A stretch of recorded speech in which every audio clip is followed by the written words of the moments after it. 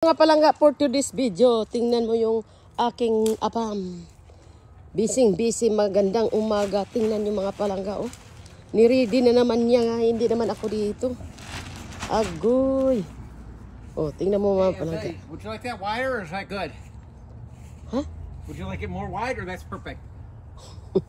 That's how Oh, you gonna put this? You gonna plant?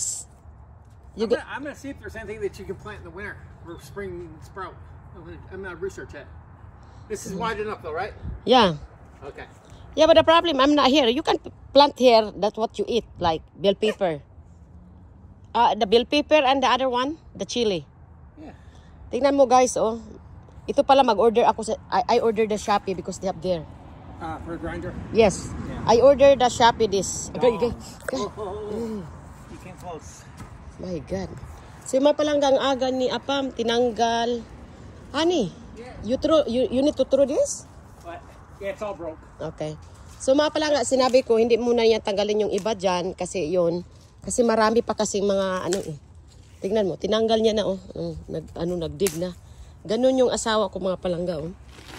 Pag yan mga palangga, walang ginawa kundi busy. MJ, what would you like with this winter? What No. would you like me to do? I just leave that there. Don't touch it at all.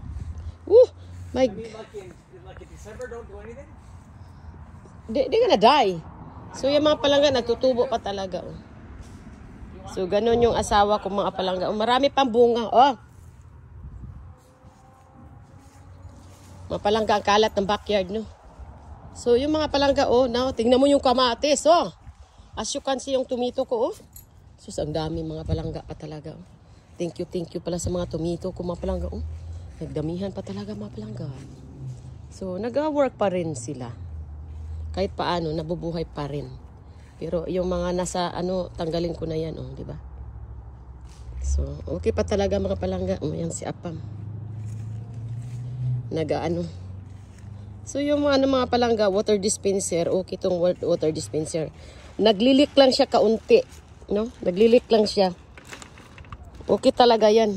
Ito lahat, oh. Okay pa yan. Wala na tubig, eh. Ito ang init. Lang siya, lagyan mo lang ng nag-leak lang, kaunti lang talaga, pero okay talaga. So, ganun yung asawa kapag walang work yan. Ako, Diyos ko, busy yan. Nagaganon yan dyan, nagmawawer. So, yan, oh. Tingnan mo, binungkal niya. Hindi ko alam kung tanim niya yan kasi nandun ako sa Pilipinas yan, eh. Pag summer dito. God willing, no? So, yun mga palangga. Si Apam, kamang-kamang. Pero ako, nakaupo lang ako mapalangga na doon, nanonood ng TV. Ayaw niya kasi. Kahapon, nagsimba yan siya Saturday. Ayaw niya ako kasi umulan. Ayaw niya ako mabasa sa ulan at magka-sakit. Dahil nga, pauwi na nga ako sa Pilipinas. Ganun yung asawa ko. It's better stay home daw. Kasi ayaw niya talaga magkasakit. Ayaw niya ako mag-expose sa mga tao. Ayaw niya akong mahawaan. So, that's my husband. I'm so lucky, you know. Kung na lang, asawa ako ng Apam na, nako. Siguro, dinivorce na ako sa time na nagdialysis ako. You know what I mean? So, pasensya ng kalat namin dito, mga palangga, dahil sobrang hangin. Oh, yan. Where's the cat? Die! Hindi!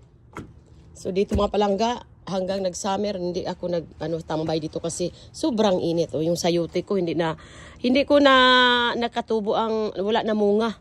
No? Kinukuha ko na lang yung talbos ng sayote o kayuti ba yun? Para mga palangga. Inday! Dito siya nagtatambay. Eh. So, yun mga palangga, no?